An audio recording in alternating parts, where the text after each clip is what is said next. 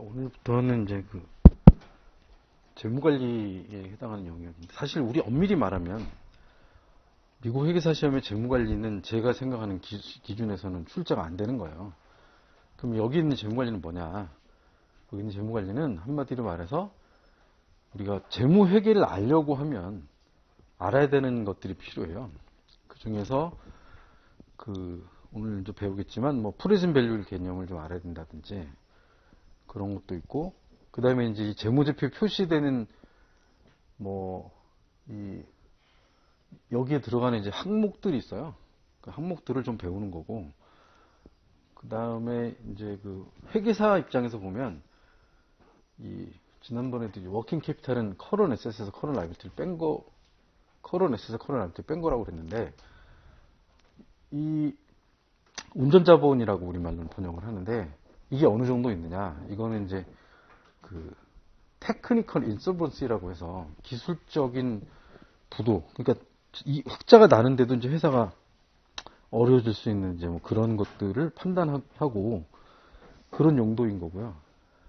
그 다음에 우리가 조금 배운다는 게 위험이라는 거에 대한 이제 파이낸스에서 말하는 위험이라는 컨셉을 좀 배우는데, 그게 여기저기 나오거든요. 그걸 계산해서 수익률을 이제 넣는 게 좀 나오는데, 그게 이제 재무관리에서 배우는 거긴 한데, 그것도 엄밀히 말하면 재무회계 보조편으로 이제 보시면 돼요.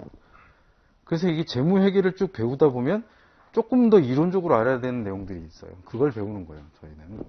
그런데 이게 시험이 15%를 넘지 않는 데다가 바뀌어가지고, 거기다가 시뮬레이션에 이제 우리 파이낸셜 레이쇼와 관련된 걸 물어보다 보면, 예를 들어서 우리 앞에도 이미 재무관리와 관련된 걸 많이 풀었어. 뎁 코버넌트나 이런 말 아직 안 배웠는데, 거기에 이제 몇 프로가 들어가니까 실제로는 이제 멀티플을 보러 가서 재무관리를 한 문제도 못 봤다는 사람도 있어요. 그러니까 저도 수업을 어떻게 할 거냐 고민을 많이 했는데, 어쨌든 그런 관점에서, 그러니까 재무관리의 기본적인 것들을 이해하는 정도 측면에서 이거를 접근하는 게 여기는 100% 답이에요. 그래서 이제 그런 측면에서 한번 챕터 4, 5, 6이 이제 7번까지, 챕터 숫자는 많은데 내용이 많은 건 아니에요. 그래서 그런 내용들이고, 대부분 여기는 완전히 새로운 문제가 가끔 나오기는 해요. 가끔 나오는데, 예를 들어서 오늘도 자본비용 배우는데 고든의 배당 모형 같은 것들을 약간 변형해서 우리가 알아야 된다든지, 이런 식의 문제들이 조금 있는 정도, 대세 영향이 없는 정도라고 보시면 돼요. 자, 지금 이제 우리가 배울 내용이 그렇지만 재무관리다라는 거죠. 그러면 이제 재무관리는 뭐냐라고 얘기하는 거를 대차대조표를 놓고 한번 생각을 해볼 수 있겠죠. 대차대조표는 크게 분류하면 이런 형태로 구분이 되죠. 커런 에셋과 난 커런 에셋, 커런 라이빌티, 난 커런 라이빌티, 에코티. 요게 이제 대차로 균형을 이루고 있는 형태의 그림인데, 그 중에서 재무관리 입장에서 이걸 보면 커런 에셋과 커런 라이빌티와 관련된 부분은, 커런 에셋, 커런 라이빌티 관련된 부분은 다른 말로 이제 워킹 캐피탈이 되는 거고, 요거 우리 리퀴디티 레이시오와 관련된 것도 이제 여기에 주로 해당하는 것들이 있었는데, 이제 그 레이시오는 앞에서 배웠고, 여기는 이제 워킹 캐피탈 매니지먼트에 대한 내용을 조금 다루게 돼요. 회계사는 예를 들어서 커런 에셋이 부족한 상황에서는 어떻게 보충할 것이냐를 좀 봐야 될 필요가 있고, 커런 에셋이 남는 경우, 특히 캐시가 남는 경우에, 근데 이 캐시는 이제 길지 않은 시간 안에 이제 지불이 일어나야 되는 그런 형태의 캐시를 어떻게 할 거냐, 이런 것들이 여기서 되게 중요한 문제가 돼요. 무슨 얘기냐면, 한 달 정도 돈이 여유가 생기는데 그 한 달 동안 돈을 그냥 둘 거냐라는 거죠. 그러면 안 되죠. 그냥 그런 사람들이 있긴 있어요. 그냥 보통 회사에 이제 기업 자유예금, 이제 보통 당자예금 이런 데다가, 당자예금 그나마 이제 아예 이자도 없는데 보통 예금 0.1%라도 주죠. 거기 그냥 넣어놓는 회사들도 많이 있는데, 그러면 안 된다라는 거예요. 그래서 그러면 단기에 안정적으로 투자할 수 있는 게 뭐냐, 이제 이걸 배우게 됩니다. 오늘부터 시작을 해서 4번 난 사이에 여기 다 하게 돼요. 그 다음에 이제 난 커런 에셋을 뒤집어 말하면 이것은 어떻게 해서 만들어진 거냐면 투자를 통해서 만들어진 거예요. 난 커런 에셋은 크게 이제 고정자산이 있고 투자자산이 있을 거예요. 그죠? 네. 고정자산과 투자자산. 그리고 요새 말하는 걸로 보면 이 난커런 에셋에는 무형자산으로 휴먼 리소스가 있겠죠. 어쨌든 이제 비용으로는 잡히고 있는데 이 휴먼 리소스의 좀 이슈가 이제 그런 거예요. 계속 회계자들이 지금 휴먼 리소스를 어떻게 회계에 대차협비 기록할 거냐를 얘기 많이 하는데 이유는 뭐냐면 휴먼 리소스는 분명히 비용이 발생을 하고 있는데 비용이 발생한다는 건 자산이 있다라는 거예요. 자, 이제 이 말이 이해가 되셔야 돼. 이제 이게 무슨 얘기냐면 우리가 원가란 무엇이다? 자산이다. 거기 중에 사용될 때, 소멸될 때 우리는 비용이라고 했단 말이죠. 여기 똑같이 얘기하는 거예요. 자산이라고 인식한 적은 없는데 비용은 계속 발생하고 있는 존재가 휴먼 리소스다. 이거 어떻게 할 거냐. 라고 해서 휴먼 리소스를 자산화해야 된다라는 그런 얘기들을 이론적으로 많이 하고 있는데 참 어려운 문제이죠. 어려운 문제지만 또 그게 중요한 문제죠. 예를 들면 최근에 구글이 무슨 일이 일어났는지 잘 모르겠는데 저도 더 이상 자세히 보진 않는데 구글의 AI 전문가들이 다 퇴사를 하고 있어요. 진짜. 그럼 왜 그러지? 네, 구글의 AI 전문가는 다 모여있던 회사인데 최근에 이제 회사를 옮겨가고 있다고 하죠. 미국에서도. 그래서 이제 그러면 구글에 그 모여있던 그 사람들이 재무제표에 어디를 뭘로 표현됐냐 따지고 보면 이제 무형자산이 돼야 되거든요. 어쨌든 그거는 논외로 하고 여기에 오는 것은 고정자산, 유형자산과 인베스트먼트가 이제 투자자산이 될 거고 그런 것들을 투자할 때는 예를 들어 뭔가 투자를 할 때는 투자하는 이유가 있어야 되죠. 그 이유가 현금을 창출하는 거예요. 이 투자를 했더니 나중에 돈을 번다. 근데 수익을 창출한다는 말과 현금을 창출한다는 말은 원래 같은 말이 돼야 되는데 그게 완전히 같은 말은 아니죠.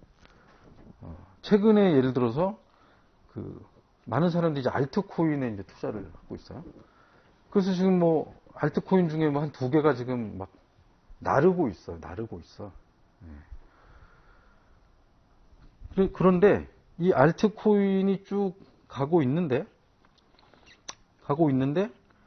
예를 들어서 지금 수익이 엄청 났어요. 한 5,000%, 지금 5,000%, 10,000% 막 가요. 10만원치 사면 그냥 10억 되는 거예요, 쉽게 안 하면. 그러니까 사람들이 미쳐가지고 지금, 사실 알트코인이나 이 코인 쪽 투자에 대해서는 현재 시오리가 없어요. 그냥 기존의 시오리 가지고, 유동성 버블, 또는 저금리에서 수익성을 추구하려는 사람들의 투기장. 근데 이게 투기라는 건 기본적으로 파이낸스 측면에서 보면 단기여야 되는데 이게 장기에 걸쳐서 이루어지고 있다는 거죠. 예를 들어서 비트코인 100만원 갈 때도 저걸 왜 사 그랬는데 그때 산 사람은 지금 대박 부자 100배가 올라온 100배 쉽게 말해서 100만원짜리 하나가 1억이 된 거란 말이죠. 10개만 갖고 있어서 1000만원 투자했으면 10억이에요. 그죠? 그러니까 이제 그런 형태의 일들이 이제 요새 많이 일어나고 있어요. 그래서 제가 지금 1000% 올라가고 있어요. 수익성이 낮다. 예를 들어서 그건 이건 수익이 난 거죠. 재무관리 입장에서 그건 의미가 없어요. 그리고 수익이 났어. 팔라고 했더니 안 팔려. 아니면 팔라고 했더니 또 1000배로 떨어졌어. 그래서 여기서 중요하게 얘기하는 건 그래서 얼마를 벌 수 있는데. 어떻게 보면 굉장히 상식적인 얘기인 거죠. 지금 내가 주식이 올라오고 있어. 그럼 필요 없고 그래서 네 주머니 얼마 들어왔는데. 이게 이제 중요한 거거든요. 그래서 주식 투자를 할 때는 예를 들어서 주식이나 이런 거 요즘 이거 말고 또 아이템 여러분 아실지 모르겠는데 디지털 아이템이나 이런 거를 또 사고 팔아요. 예를 들어 제가 멋있는 사진 하나 찍어서 그 사이트에 올리면 그걸 사람들이 사요. 그걸 또 거래를 해요. 네. 그래서 이렇게 막 세상에 어디서도 볼 수 없는 이 사진을 거래를 하는데 이 사진은 거기에서 거래되는 그 순간부터 아무나 함부로 그 사진을 도용해 쓸 수가 없어요. 소유권이 생기는 거예요. 요즘 거기까지 투자를 하고 있거든요. 그러니까 제가 전에도 말씀드린 것처럼 이 모든 현상의 기본은 어디서 시작했다? 코로나에서 시작했다. 코로나에 금리를 너무 떨어뜨려 놓으니까 이게 이론적으로 있었거든요. 금리를 너무 떨어뜨리고 장기간으로 떨어뜨리면 어떤 부작용이 있을지 모른다라는 이론은 옛날에도 있었는데 지금은 그걸 넘어서 버린 거죠. 넘어서 버린 거죠. 그래서 지금은 뭐 이 금리를 떨어뜨리는 것이 기업의 투자를 활성화하지만 여러분 공부를 좀 해야 돼. 그러면서 대신 양극화는 금리를 떨어뜨리면 이 금리가 중요한 거야. 금리를 떨어뜨리면요, 대기업은 대출을 받기가 뭐 대기업도 돈을 이제 뭐 타인 자본을 확보하기가 쉽고 개인은 대출을 받기가 쉬워지는지 모르지만 금리를 이렇게 지나치게 떨어뜨리면 금리 자체가 갖는 소득 배분의 효과가 있는 거거든요. 금리가 어느 정도 이상 받쳐줄 때 글로 돈이 모이고 거기서 배분이 되고, 근데 그게 무너져 버리는 거야. 그 얘기는 무슨 얘기냐면 금리를 떨어뜨리는 것이 지나치게 떨어져요. 이게 보통 1% 미만으로 올 수 있는데 기준금리 1% 미만으로 2년 이상 장기적으로 가면 제가 지금 말하려는 게 뭘까요? 소득의 불균형은 훨씬 더 높아진다는 거죠. 어느 게 더 잘하는 거예요? 이게 굉장히 고민이 많이 돼야 되는 그런 문제인데 어쨌든 이제 그런 수익성보다 그것이 현금화되는 게 더 의미가 있다는 거죠.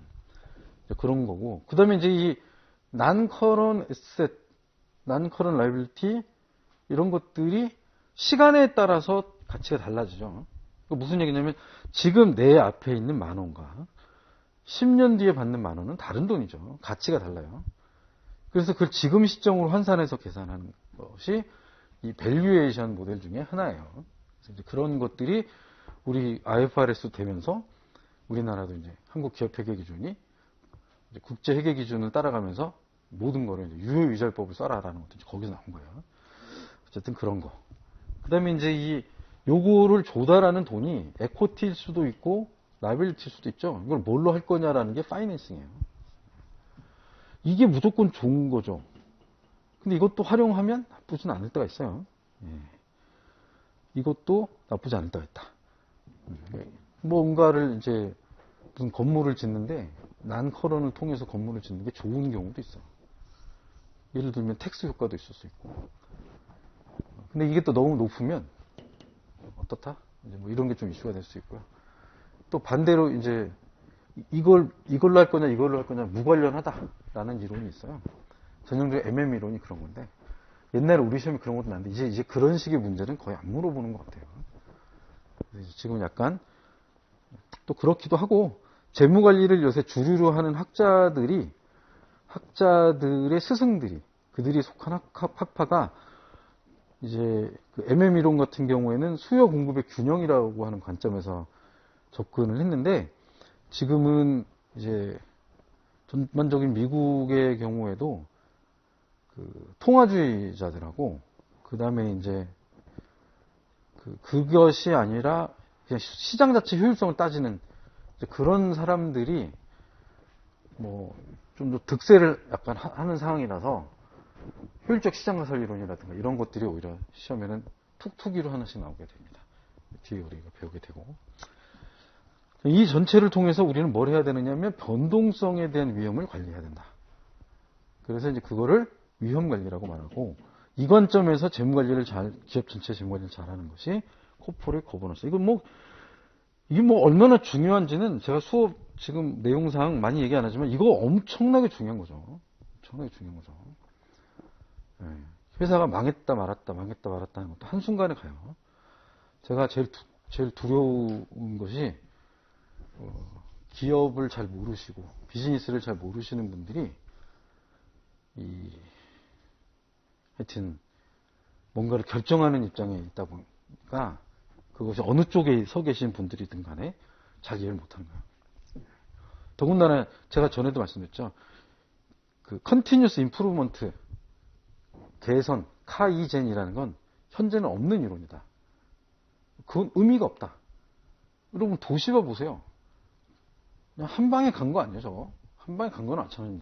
도시바의 기술력은 진짜 뭐 우리나라에 있는 모든 다 합쳐도 안 될 만큼 기술력이 좋은 베이스가 굉장히 좋은 건데 요거 하나 잘못하고 요거 하나 잘못해서 요쪽 동네 잘못해가지고 지금 도시바가 어떤 상황이 됐냐라는 거죠.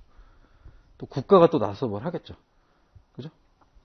그러면 일본이 자본주의 국가이긴 하냐는 거죠. 근데 일본은 하는데 왜 우리는 또 못하냐? 일본은 막 나서서 빚을 내서라도 하는데 왜 우린 못하냐. 또 막 방송에 나와서 이렇게 막 떠드시는 분들을 보면 얼마나 무식하면 저런 말을 할 수 있을까 라는 생각이 드는데, 일본의 엔화는 기축통화예요. US 달러와 교환이 되는 국제 결제, 그러니까 그 대용 통화 있죠. 그게 유로와 파운드와 그다음에 파운드와 그다음에 뭐 옛날에 마르크화가 유로로 바뀌었죠. 그리고 엔화가 있는데 원화는 없어. 국제 통용 통화가 아니야. 쉽게 말해서. 이런 단어도 모르고 무슨 100분 토론이라고 앉아가지고 교수라는 사람들이 막 얘기하고, 그것도 무슨 경제 전공했다 그러고 막 얘기하는 거 보면 그런 학교 다녀야 돼 말아야 돼요. 이렇게 무식합니다, 여러분. 일본은 US 달러하고 무한 스와핑이라는 게 돼 있는 게 구조적으로. 일본의 빚은 우리의 빚과 의미가 달라요. 그렇기 때문에 일본이 아무리 그렇게 해도 구조적으로 망할 수가 없어. 일본이 천혜를 북한이 있기를 해. 뭐가 있어. 해봐야 손 몇 개 그냥 떼주는 것밖에 없는데. 미국이 저렇게 그냥 일본은 미국이죠. 일본의 국가의 모든 최종적인 의사결정을 누가 해요? 국군 통수권자가 누구예요? 바이든이에요. 네. 무슨 어느 나라를 더 위하냐 이런 말 자체가 성립이 안 돼. 일본은 그 미국의 일부분이야 그냥.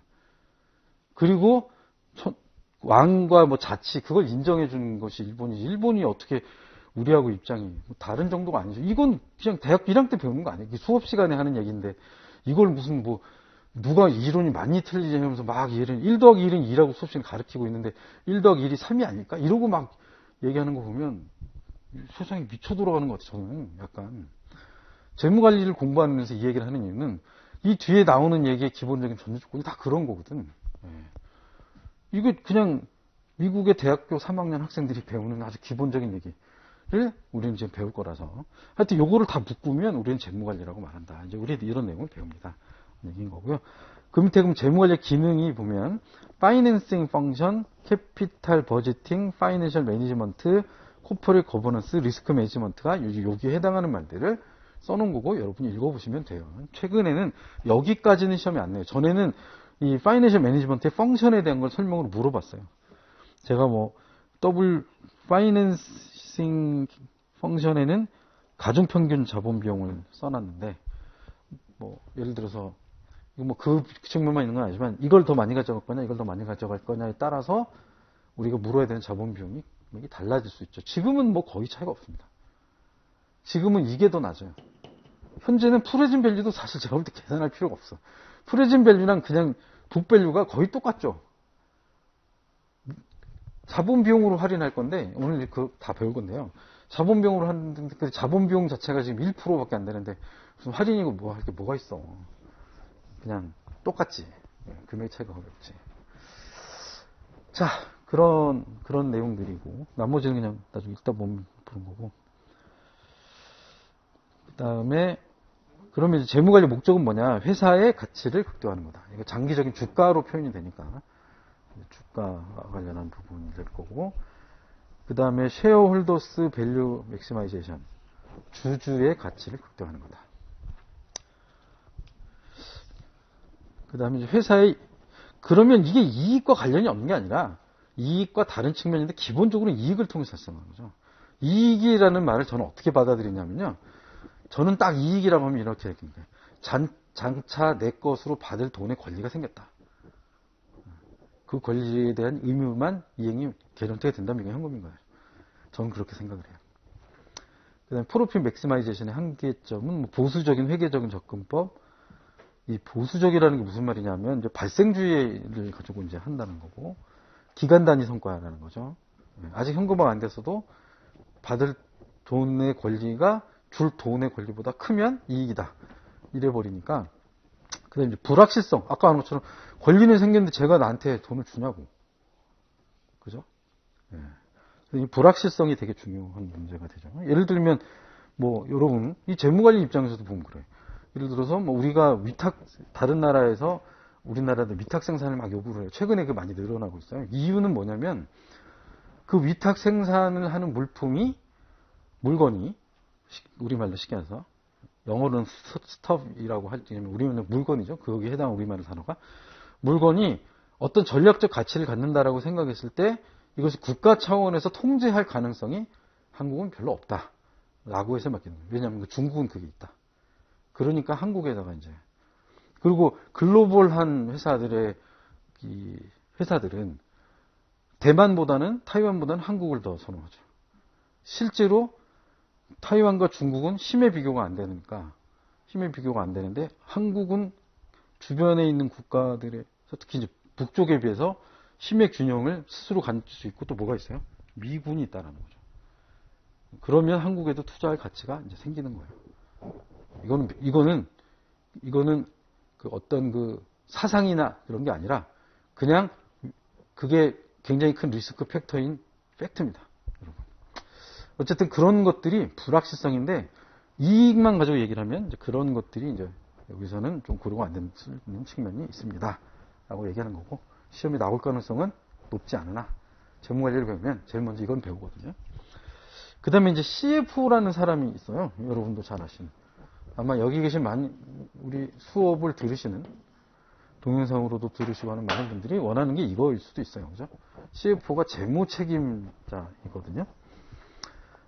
이 CFO, 그러니까 회사의 CFO는 두 가지를 한다. 자금과 회계를 한다고 보시면 돼요. 자금이 트레저리고요. 회계가 컨트롤러예요. 그러니까 회계를 한다라는 말은 세무도 하는 거예요. 그죠?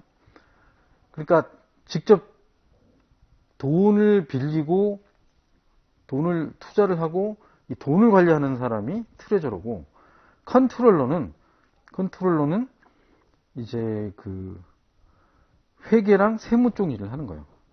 그래서 외국계 회사를 다니시는데 어느 분이 이제 자기는 이 회사에 이게 뭐 컨트롤러다라고 하면서 뭐 말을 굉장히 뭐 자기가 있는 사람 것처럼 얘기를 많이들 하시고 그걸 많이 들어보는데 가보면 구멍가게죠 뭐. 회사도 아니죠 뭐 사실. 그리고 막 그냥 이렇게 떠버리는 거 그런 거 넘어가시면 안 돼요. 예. 몇 명이나 있겠어요 직원이. 예. 그런 거고 한국의 대기업하고 비교가 된다고요? 비교도 하지 마세요. 말도 안 되는 얘기. 예. 지금은 대한민국이 선진국이라서 모르겠어요. 뭐 한국에 구글이 있고 한국에 아마존이 있고 한국에 마이크로소프트가 있고 뭐 이런 회사들 있죠. 여기서 진짜 여기에 리서치 센터가 있어서 큰 규모로 하는 그런 외국계 회사들 말고 조그마한 외국계 회사들을 그렇게 이렇게 제가 생각할 때 크게 선호할 이유는 없다라고 생각합니다. 개인적으로. 그럴 가치가 없어요. 그런 거 막 얘기하는 거 제가 말씀드렸잖아요. 한국은 이제 차장만 돼도 1억이 넘는다니까. 다 과장에 지금은 아주 심각해 막 그거 갖고 막 여기저기 토론이 많은데 과장이 되는데 보통 평균적으로 전에는 7천만 원 정도 됐거든요. 과장 1년차 연봉이. 지금은 대기업의 평균이 8천만 원이란 말이지. 그러니까 그걸 못 따라온 회사들은 사람들이 또 빠져나갈까 봐 또 월급을 올리고 지금 막 현재 2021년은 대한민국 정신이 없다. 그냥 저쪽 하여튼 여의도하고 이쪽에 계신 분들만 그냥 그들끼리 살고 계시고 이쪽은 이쪽대로 살고 계세요 지금 이렇게 보면. 그럼 월급을 깎아라? 말도 안 되는 소리만 다 나가 그냥. 나가면 백신까지 다 맞춰준대. 막 이게 지금 막 이렇게 글로벌이라는 게 이렇게 한 사람과 한 국가나 한 가지 생각으로 통제할 수 있는 게 아니에요. 우리나라도 사실 이런 이렇게 IT 쪽에 종사하는 인력이 이게 좀 전문성 있는 사람이 10만 명이 안 되는 걸로 보는데 이걸 미국에서 한 번에 딱 뽑아가면 여기도 수도배 그냥. 예를 들어서 1억 받아? 5억 줄게? 중국이래? 미국이래? 여기 세이프티 존에서 여기 너 총 안 맞게 해줄게. 그런 지역이 있거든. 다 빼가봐. 그래서 그런 관점에서 손댈 수 없는데 어쨌든 컨트롤러라는 말을 본 김에 제가 막 이런 거 가지고 막 이렇게 약간 애매한 영어를 쓰시면서 저 여기 컨트롤러로 있어요. 이러면서 막 얘기하는 사람들을 보면서 이제 잠깐 든 생각을 거기에 약간 빗대서 말씀드렸어요. 첫 시간이니까. 트레저러는 이제 자금과 관련한 거를 관리하는 사람이다.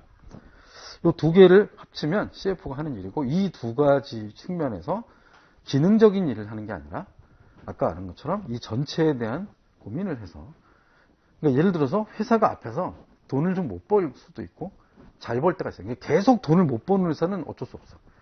계속 돈을 잘 버는 회사를 포함해서, 그러니까 계속 돈을 못 버는 적자가 연속으로 나는 회사가 아닌 모든 회사는 이게 되게 중요해요. 계속 이익이 나더라도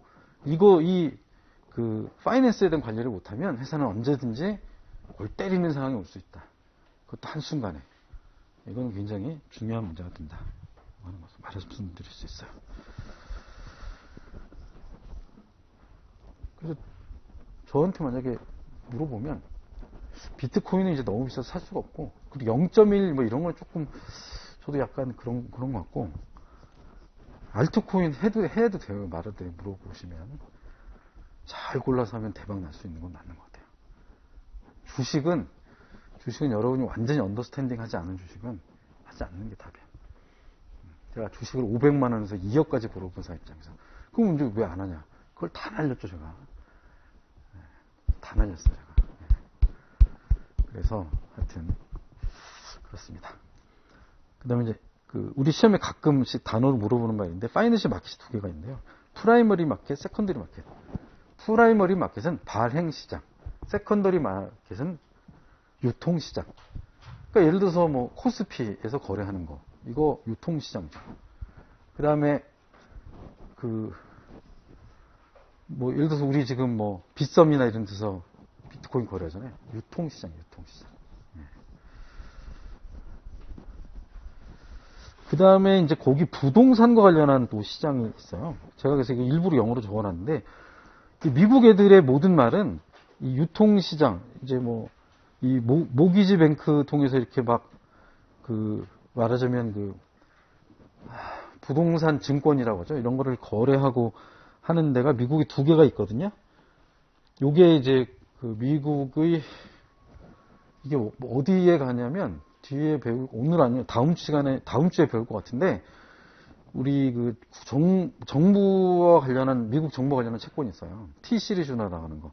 거기에 플러스로 해서, 미국 국공채 중에서 부동산 채권이 나오거든요. 그때 또 나오는데, 미국은 이게 두 개의 기관이 있어요. 공공기관이.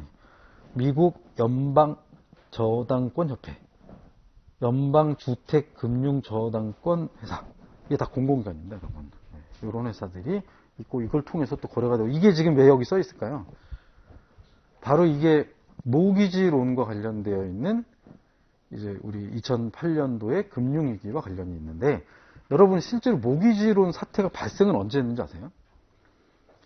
무슨 얘기냐면, 많은 미국 사람들이 부동산 담보 대출을 해서 집을 사는 거죠. 근데 이게 좀, 아메리칸들은 확실히 허술해. 저 같으면 안 그럴 것 같아. 그냥 돈을 모아서 집을 사지. 싸요. 별로 안 비싸요. 한 30만 불이면 좋은 집 삽니다, 여러분. 근데 30만 불이 우리 돈은 얼마예요? 얼마죠? 3억밖에 안 해요, 사실. 그렇게 많은 돈이 아니라고. 충분히 살 수 있는데 걔들은 그렇게 안 하더라고.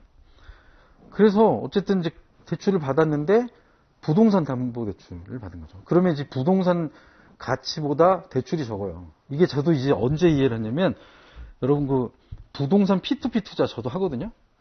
200만 원에 200만 원. 많이 안 해요. 250만 원 정도 해요. 이익률이 한 5% 정도 해요. 그러니까 저 같은 경우는 제 삶 자체가 포트폴리오가 돼버렸어요. 그것도 조금 하고 다 조금씩 해줘.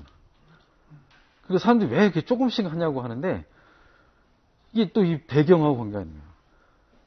사람들 저 보면 그냥 IT 전문가다라고 하는 사람도 있고, 당연히 회계쟁이지 이렇게 얘기하는 사람도 있어요.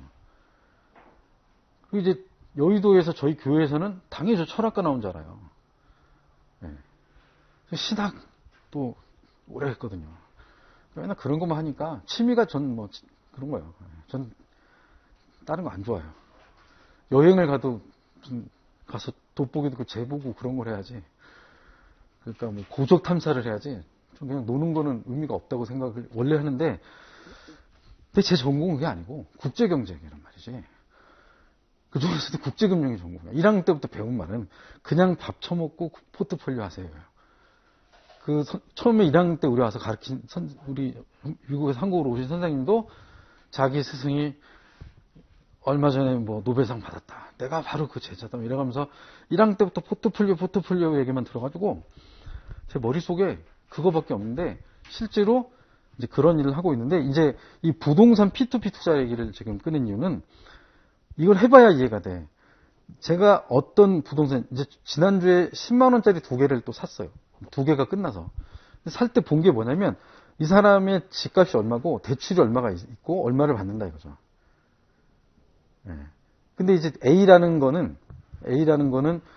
이 사람이 건물이 지금 그 내놓은 가치가 100억인데 지금 대출을 총 60억을 받았다 이거죠. 근데 이번에 20억을 받을 거다. 이 건물은 떨어지지 않을 거다. 이게 써 있어요. B라는 데는 집값이 2억인데 대출이 1억 5천인데 1,000만 원을 더 받는다는 거죠. 이 사람은 소득이 있어요. 회사를 다닌대요. 저는 여기다 투자를 했죠. 근데 이제 앞에 있는 물건에 투자를 하면 그 이제 투자를 하라고 이 사람들 다 모아가지고 이 투자자를 모아서 채권으로 발행해서 이렇게 넘겨주는 건데요. 근데 어떤 일이 생기냐면 이 사람이 돈은 이제 3년 뒤에 갚는데 갑자기 집값이 떨어져가지고 이 100억짜리 건물이 60억이 돼버렸어. 그러면 나는 내가 부동산 채권으로 이쪽 이제 펀드에서 조성해서 넘긴 이 사람의 입장에서는 아니 나는 그냥 어차피 얘가 갚으면 되니까 이거라고 얘기를 하고 거래를 하지만 이 거래들이 모이면 그런 부동산 담보로 우량 채권이라고 해서 받은 펀드가 있고 금융기관에서 준 펀드가 있고 기업에서 준 펀드가 다 있단 말이죠. 그 중에서 상대적 가치가 얘가 떨어져 버리는 거예요. 그러면 이제 이게 이제 불량이 되는 거죠. 그런데 이게 항상 부동산은 기본적으로 특히 미국 부동산 떨어질 리가 없다라고 해서 거기에다 투자를 쭉 해서 연결해서 쭉 투자가 돼 있었던 거죠. 이게 이제 딱 2007년도에 무너지니까 도미노로 무너지는데 1년 걸렸어요. 근데 이제 그때 이제 이런 것들과 관련한 이제 공공기관이 2개가 있어서 이제 유통과 관련한 이 부동산 채권과 관련한 유통과 관련한 시장을 여기다 이제 적어놓은 겁니다. 그러니까 2007년도에 그 사건 났으면 2008년도에 그렇게 될 거를 알았어야 되거든요. 저는 그냥 알았어요. 저는 알았어요. 내년쯤 되면 또 금융위기 한번 오겠구나 라고 생각을 했는데 그냥 넘어갔대 다들. 근데 실제로 금융위기 맞대. 그래서 이거 내가 많이 하는 건가 쟤들이 바본 건가 그런 생각을 했던 기억이 나요. 세컨더리 마켓, 프라이머리 마켓 이건 시험에서 용어로 물어봐요.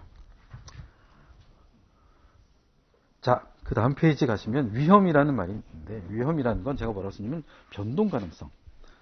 그래서 그 기업의 입장에서 제가 알트코인 하나를 투자를 하는데 목표가 10배를 버는 거였어요. 그리고 목표에 가깝게 벌고 다시 빠졌어요.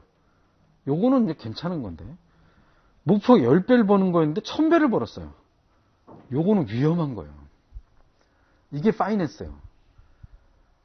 그러니까 무슨 얘기냐면 변동 가능성이 큰 거예요. 1000배를 벌었다는 건 1000배를 잃을 수 있다는 거예요. 요걸 변동 가능성이라고 하고요. 이 변동 가능성이 다른 말로 위험이에요. 그러니까 위험은 아직 발생한 게 아니에요. 그럴 수도 있다인 거죠. 근데 그럴 수도 있다를 미리 따져보는 거예요. 그래서 나중에 불확실성을 제거하는 거예요. 그래서 내가 나중에 뭔가 투자를 해서 얼마를 벌겠다고 하면 그 돈을 버는 게 더 중요해. 그러면 나는 계획을 할 수 있는 거거든. 내가 공부를 했더니 시험이 붙더라라는 말이죠. 그게 중요해. 공부를 별로 안 했는데도 붙었어. 근데 공부를 많이 했는데도 안 될 때가 있어. 이게 더 안 좋은 거야, 이게. 그래서 위험 관리라는 건 예측 가능한 모형을 만들어낸다는데 그 목적이 있다라고 할 수 있어요. 자, 그럼 이제 위험을 어떻게 측정하는지 이따 나올 거고, 그 위험의 종류가 있는데 가끔 시험에서 물어볼 수 있으니까 용어 정도 보면 크레딧 리스크. 이거는 이제 부도가 날 가능성이죠. 부도가 날 가능성. 크레딧 리스크. 참 그런 면에선 쌍용 자동차 어떻게 해야 돼요, 여러분?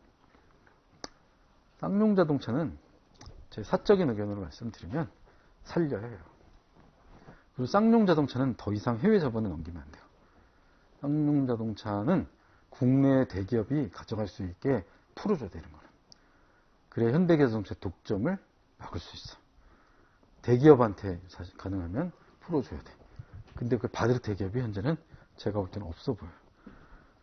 그러니까 자꾸 그 형기하는 거 우리가 그런 일이 생기는 거죠. 어쨌든 크레딧 리스크는 이제 부도 위험인 거라는 거고요. 이자 위험, 미자의 이제 변동 가능성. 지금은 굉장히 이자가 안정적이죠. 그래서 근데 저는 이렇게 봐요. 이거는 시험 관련한 없는 제 사적인 의견이에요. 저는 나라에서 하라는 거에 반대로 하는 게 맞다고 봐요. 나라에서 장관이 나와서 집 사지 마세요. 그럼 집을 사야 돼요. 우리는 선조 이후로 이 법칙이 깨진 적이 없어. 한 번도. 나라에서 지금 암호화폐 조심하세요 그랬죠? 그럼 사시는 거고. 내년에 주식 투자 늘릴 겁니다. 그럼 주식 사시면 안 되고. 하여튼 나라에서 전체적으로 하는 얘기는 반대로 움직이시면 돼요. 적어도 그거는 신뢰하면 안 돼. 제가 볼 때는. 한 번도 그거에 벗어난 적이 없어. 심지어 하다못해 영등포역에서 그 앞에 길이 막혀가지고 막 차들이 꼬여 있는데 경찰이 갑자기 이거 어디로 가라는 거예요? 그래서 저쪽으로 가세요. 그래서 난 일로 갔어요. 근데 거기 버스 오더라고. 버스 타면서 생각했지. 나라에 사는 말에 반대로 한다. 나는. 유한이 말대로 이젠 안 믿는다 나더니 말. 누가 어디서 한 말이죠? 국가부도에서 한 말이죠. 저는 안 믿어요 그런 말. 그 다음에 마켓 리스크가 이제 시장 위험이라고 말할 수 있는데 이건 이제 시장의 불안정성과 주로 관련되어 있는 얘기인 거예요. 그러면 투자를 했더니 못 가져가 못 빼가 막 이러는 건 무슨 얘기예요? 컨트리 리스크. 그거는 국가 위험이라고 하는 거예요. 아주 불행하게도 이 대한민국은 주변 국가가 전부 다 컨트리 리스크가 아주 높은 나라들이에요. 그러니까 저는 여러분 우리는 훌륭한 사람들이에요. 북한도, 일본도, 그 다음에 중국도, 러시아도, 우리 주변에 있는 이렇게 싸고 있는 거 어디도 민주주의를 하는 나라가 없단 말이죠. 자, 이렇게 얘기하면 일본 민주주의 아니고, 일본이 민주주의가 어딨니? 일당 독재로 지금 몇 년째인데. 그건 끝난 거지. 우리나라 지금 몇 년 지금 민주당 저렇게 했더니 20대 투표권 빼야 되는 거 아니야. 저런 얘기를 하는 애가 나오는데 저런 식으로 한 50년, 60년, 70년 엄밀히 따지면 메이지 유신부터 계속 해오는 건데 쟤네가 저 사람들에게 국민이 어딨어. 다 쓰레기지. 그런 거 없어 쟤네들한테는. 어쨌든 컨트리 리스크가 거긴 다 있죠. 그죠? 갔더니 갑자기 나라에서 완화할 수 있는 거죠. 특히 우리나라에게서 지금 이제 심각하게 생각하는 건 일본의 컨트리 리스크가 없었어요. 그게 생겼다라는 거죠. 그러니까 우리는 힘든 거예요. 그 다음에 리퀴디티, 유동성 위험, 그다음에 커머디티 리스크라고 하는 것은 이제 원자재 가격이 상승하는 거예요. 원자재 가격이. 지금 이제 원자재 가격의 대표 주자는 석유인데 석유가 요즘 이게 힘을 못 쓰는 거야. 왜 그러죠? 총기차 때문에 힘을 못 써. 그래서 올라갔다 내려갔다는 변동폭이 그렇게 크지 않습니다. 많이 좋아졌죠. 특히 우리나라는 요새 이런 거 보도 안 하는 이유가 있어요. 우리나라 경제 규모에서 석유가 차지하는 건 큰 의미가 없어. 제가 어릴 때는 왜냐하면 우리나라 수출액의 70%가 석유 수입이었으니까. 그럴 때는 이게 엄청나게 중요한 건데 지금 그렇지 않아요. 그다음에 투자 위험. 에코티 위험. 에코티 위험은 이제 다른 건 그냥 보면 알겠는데 주가가 올라갔다 내려갔다는 변동 가능성을 얘기하는 거죠. 통화 위험. 그러니까 예를 들어서 통화나 밑에 환율 위험은 서로 연관관계가 있는데요. 이런 것 때문에 이제 예를 들어서 대기업은 어떻게 하냐면 예를 들어서 제가 미국에서 수출을 해서 달러를 받았어요. 그럼 그냥 통장에 달러를 두는 거야. 그래서 제가 해외에 또 돈을 지급해야 될 일이 있을 때 그냥 달러를 주는 거지. 무슨 말인지 알겠죠? 그냥 달러를 그대로 두는 거야. 바꾸지 않아. 그리고 한국에다 두는 게 아니고 해외에 두는 거야, 그냥. 그러면 우리가 연결할 때, 그러니까 저쪽은 해외는 US 달러였고 여기 원화로 돼 있는데 연결을 할 때 이제 상황이 생기겠죠, 여러 가지 상황들이. 그런 부분들에 대한 부분만 이제 존재하는 거고, 요거는 이제 그런 효과일 뿐이다 이렇게 하면 되는 거고. 그래서 이제 비즈니스를 이렇게 해보면 그 방법도 좋은데 반대로 본사를 미국에 놓고 한국에서 비즈니스를 하는 것도 나쁘지 않은 방법이에요. 그러니까 이게 잘 생각해야 된다니까. 본사가 미국에서 제가 회사를 만들었는데 제가 이제 뭐 사실 좀 비즈니스를 어떻게 돈을 더 벌고 싶어 해요. 근데 한국에서 말이 많을 것 같아요. 제가 미국으로 아예 회사를 옮겨놓고 또 절 갖고 자꾸 얘기하면 일단 국적을 옮기는 거지. 아메리카로. 그리고 한국에서 비즈니스를 하는 거죠, 주로. 얘들이 통제할 수 있을까요? 이런 것도 말하자면 비즈니스라는 컨트리 리스크에 들어갈 수 있어요. 그런 것들이 있다라는 거고, 거기 140페이지에 간단하게 보면 이런 문제는 안 나올 것으로 예상이 되나. 다음 중에서 어떠한 리스크가 회사 운영의 본질적인 이니어런트한 것이고, 에쿼티 파이낸싱만 만약에 한다라고 했을 때, 그러니까 우리가 에쿼티 파이낸싱을 하고 있어. 이게 무슨 얘기냐면 우리가 지금 돈을 빌리는 게 없어요. 다 내 돈 갖고 장사를 해. 회사를 운영을 하는데 이렇게 회사를 내 돈 갖고 내가 회사를 운영하는 데 있어서의 그 내재적인 위험이 있다면 뭐가 있을까요? 돈을 못 버는 거죠. 돈을 못 버는 거. 그것만 없으면 사실 나머지는 크게 금리고 뭐 신경 쓸 필요 없잖아요. 돈을 못 번다. 비즈니스 리스크죠. 이런 식의 문제를 예전에 낸 적이 있어요. 141페이지 보겠습니다, 여러분. 자, 밸류에이션이라고 하는데 이제 어떤 자산이나 이런 것들을 가치를 표현하는 방법이에요. 그래서 갭이라고 하는 것은 페어 밸류가 일단 여러분 가장 어떤 자산의 가치를 얘기할 때 가장 공정한 건 뭐냐면 페어 마켓 밸류예요. 지금 이걸 시장에 팔면 얼마냐. 예를 들어서 제 차가 있는데요. 제 차의 지금 가격은 얼마예요? 예를 들어서 차를 산 지가 벌써 7년이 됐어요. 감가상각을 하면 빵원이죠. 1,000원이 되죠. 우리나라로 하면. 뭐 사실 1,000원은 세무적인 목적상 1,000원인데 보통 구차니까 세무적인 목적의 감가상각 방법하고 기업의 감가상각 방법을 똑같은 걸 써요. 그런데 이제 뭐 공장의 특정한 기계장치나 이런 거에서만 별도의 목적, 회계적 목적의 감가상각법을 쓰는 경우가 있지만 대개의 경우 그냥 세무 목적과 동일하게 가거든요. 그럼 세무 목적으로 해서 보면 제 차는 가치가 지금 1,000원이죠. 그죠?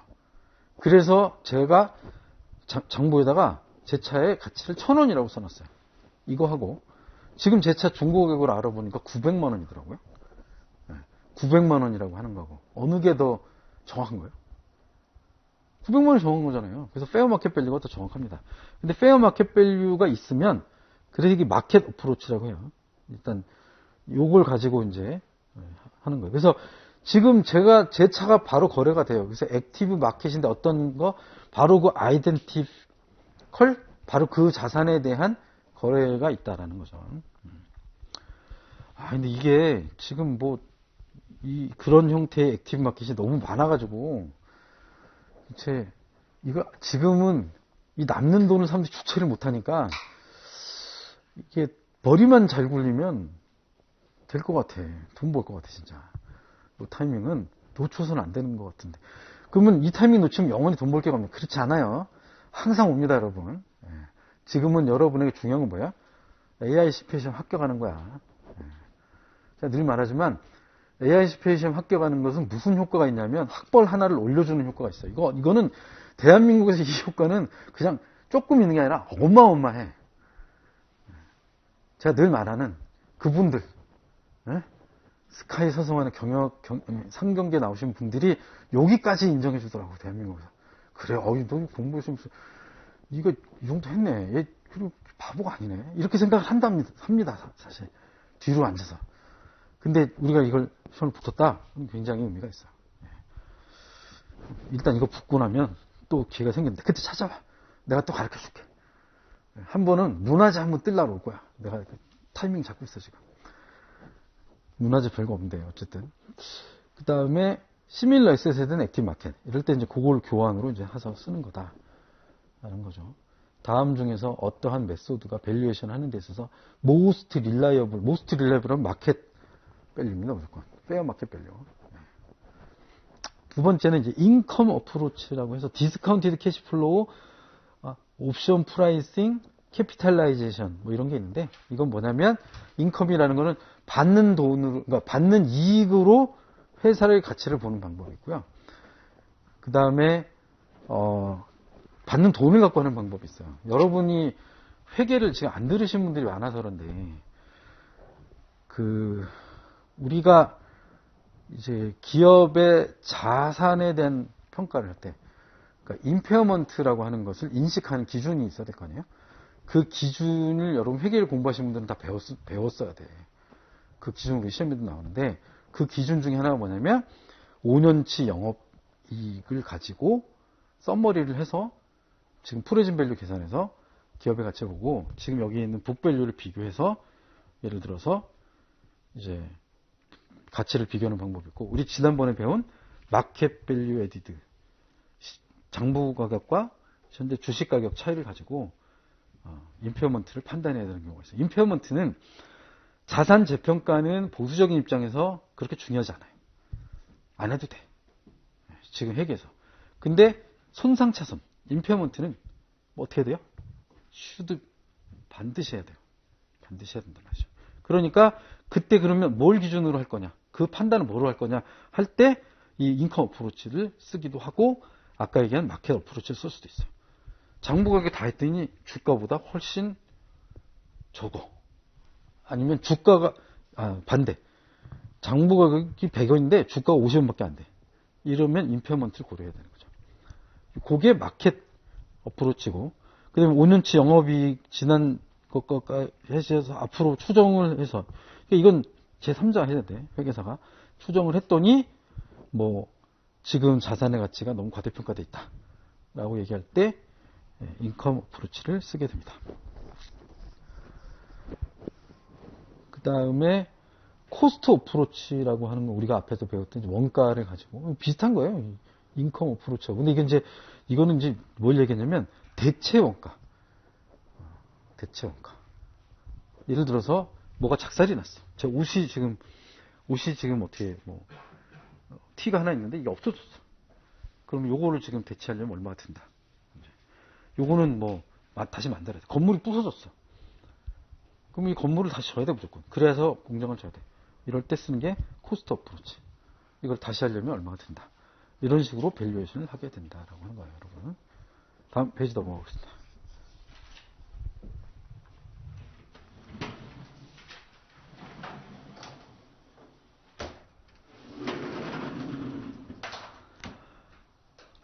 지금부터 이제 타임 밸류를 배우게 될 거예요. 타임 밸류.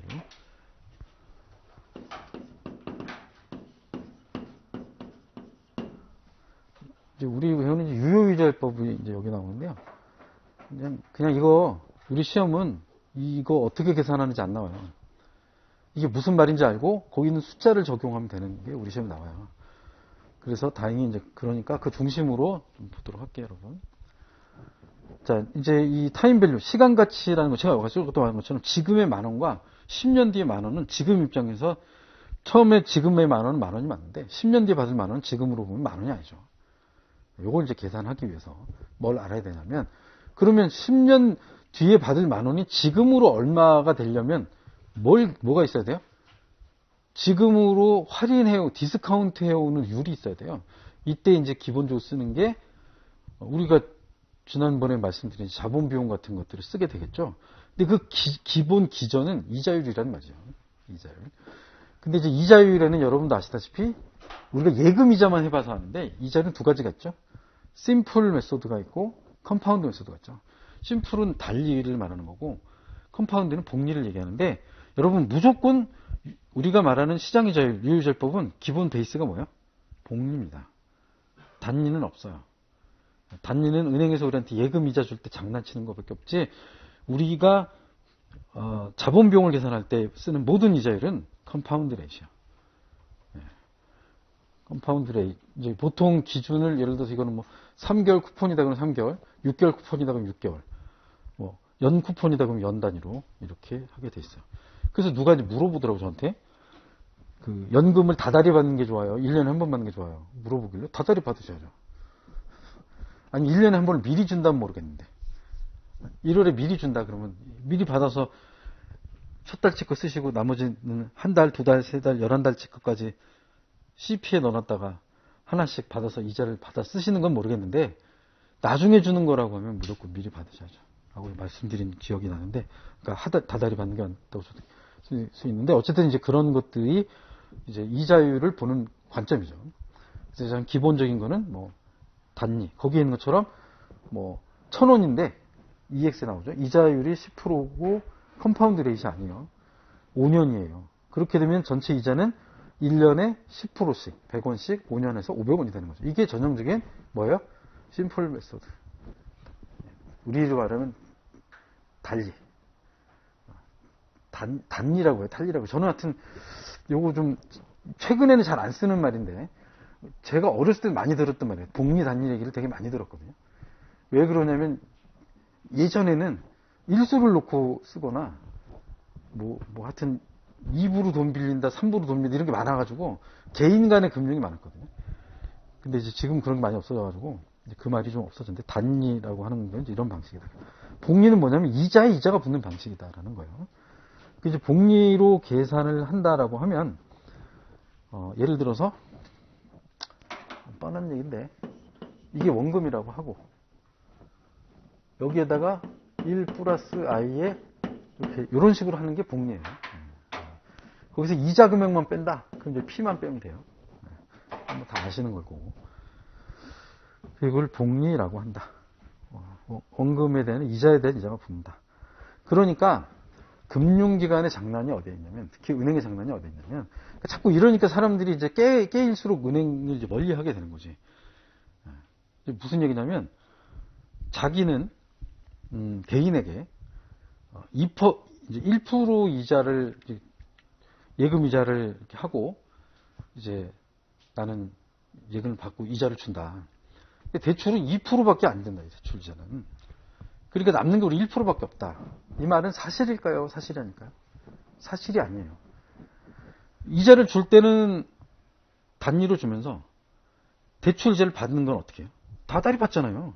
그 받은 이자 갖고 또 자기 뭐 하잖아요. 이자를 대출 이자 받고 원금 받는 거는 전부 기본 컨셉이 스트럭처 자체가 복리야. 그렇잖아. 예를 들어서 매달 100원씩 이자를 우리가 받냐고요. 그거는 연금이지. 1,000원, 10,000원 내놓고 매달 이자가 100원씩이야. 1년 뒤에 1,000원을 한 번에 받는 거잖아. 그래 놓고 뭐 10,000원 내놓고 뭐 1,000원에서 1%다. 이렇게 얘기하는 거하고 1,000원을 10,000원을 대출해주고 다달이 얘가 이자를 100원, 200원씩 받아갈 거 아니야. 대출한 사람한테는. 그럼 이건 그 이자를 받아서 또 그거 모아서 또 대출을 하고 이렇게 할 거잖아. 이건 이미 복리죠. 얘는 단리죠. 단리와 복리는 그 자체가 이자율이 차이가 나는 것 같은 이자라도. 그건 또 숨기고 있는 거잖아요. 그 믿지 마세요. 그런 애들 다 거짓말 하는 거예요. 재무관리 배웠으면 적어도 그 정도는 알아야 되는 거지.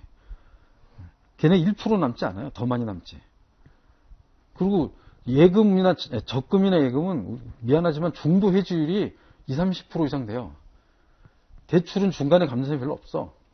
화품은 또 새로 대출해주는데 20, 30% 된다는 얘기는 무슨 얘기냐면 1%가 아니야. 중도 해지하면 0.3%, 0.5%밖에 안 줘.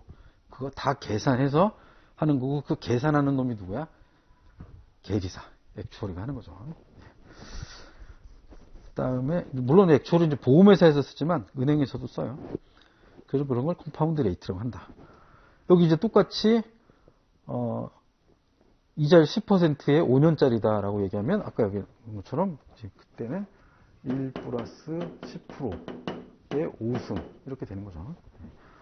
그러면 이제 1 플러스 10%의 5승은 뭐가 되냐 하면 이건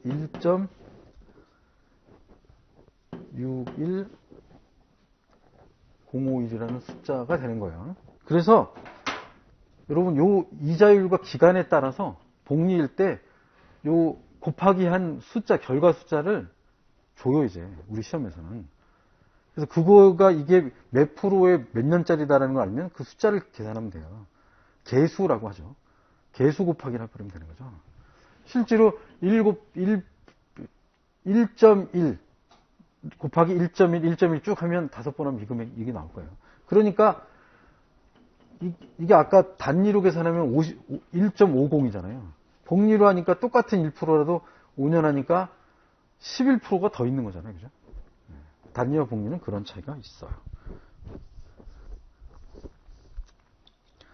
또 은행금리 이런 거 있더라고. 복리로 줍니다. 또 큰 소리를 쳐놔. 근데 금리가 좀 낮아. 장난이 심해. 이러면 어떻게 하면 되는 줄 아세요? 은행에 예금을 안 하면 돼. 예금 안 하면 다 돈 받으려고 이제 하게 돼 있어. 자, 이런 게 단위 복리 얘기고. 그래서 이제 유효이자율이라고 하는 말이 바로 이 복리를 기준으로 해서 이자율을 계산해 보는 거예요.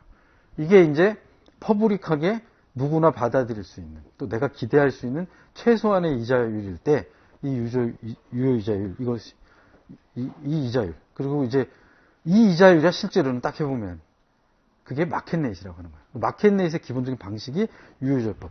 그리고 해서 우리가 재무회계에서 뭐 프레젠트 밸류 계산할 때 쓰는 게 유효이자율법 하는 게 다 이런 거예요.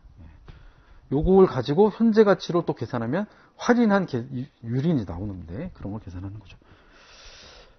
뭐 거기도 있는 것처럼 예를 들어서 뭐 8%인데 분기별로 준대요. 분기별로 주는 거면 한 번에 2%씩 이자를 주는 거고 1년치다라고 하면 1년에 8%가 아니라 8.24%가 된다. 뭐 이렇게 얘기하고 있네요. 그런 식으로 보시면 됩니다. 그 다음에 이제 프레젠트 밸류하고 퓨처 밸류에 대해서 이제 잠깐 좀 봐야 되는데 요건 한 10분간 쉬고 요거 어렵지 않거든요. 제가 옛날에는 이거 막 수학 공식까지 써가지고 수열을 쓰고 무한등비 써가지고 여러분도 모르고 나도 막 쓰다 틀리고 막 초창기에는 그런 짓도 했는데 안 나와 그렇게 시험에. 개념만 보고 넘어가도록 해요. 어렵습니다. 그렇게 이해하려고 그러면. 그럼 나중에 시험 붙은 다음에 제가 뭐 하라고 했어요? 매스매티컬인가? 뭐 그 책이 있는데 매스인가? 그런 거 공부할 때 나중에 보세요. 10분간 쉬고 계속 하겠습니다.